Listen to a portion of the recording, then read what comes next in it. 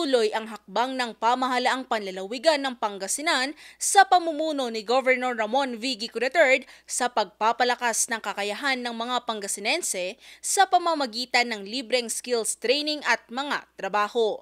Nitong June 5, isinagawa ang 2025 Pangasinan Employers Forum bilang bahagi ng mga programa ng pamahalang panlalawigan para matugunan ang kawalan ng trabaho at palakasin ang ekonomiya ng lalawigan. Pinangunahan ito ng pamahalaang panlalawigan ng Pangasinan, katuwang ang iba't ibang ahensya ng pamahalaan, edukasyon, mga private sector associations, mga employer, recruitment agencies, at ang Public Employment Service Office managers. Mas marami pang barangay ang gusto nating maabot sa ating pangalawang termino sa pamamagitan ng all-of-province approach sa outreach program na ito.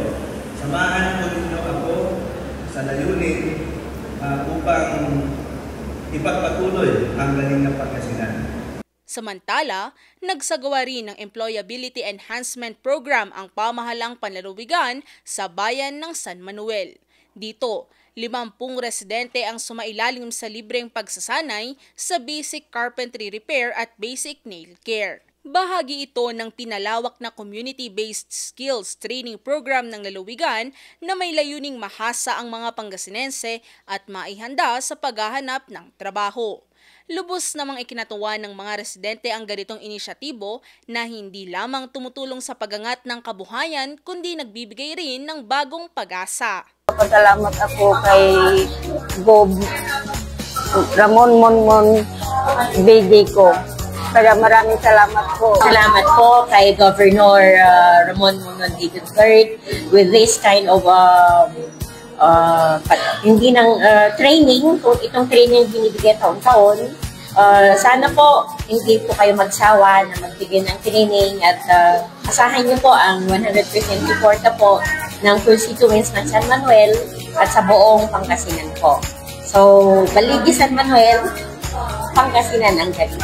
Maliban sa training, nakikipag-ugnayan din ng pamahalang panlalawigan sa mga employers para mabigyan ng direktang trabaho ang mga graduate ng skills program. Isa sa kanilang mga estratehiya rito ay ang paglahok nila sa TESDA accredited courses sa pamamagitan ng Pangasinan Polytechnic College Center for Lifelong Learning o PPC-CEL. Sa pamamagitan nito, nais ni Governor Gico na hindi lamang bigyan ng kaalaman ng mga Pangasinense, kundi maibigay din ang tamang landas patungo sa maayos na hanapbuhay. Sa pamamagitan ng edukasyon, pagsasanay at pagbibigay gabay, layunin ng pamahalang panlalawigan na makapagbigay ng konkretong solusyon sa problema sa trabaho sa lalawigan. Valerie Dismaya, RNG News.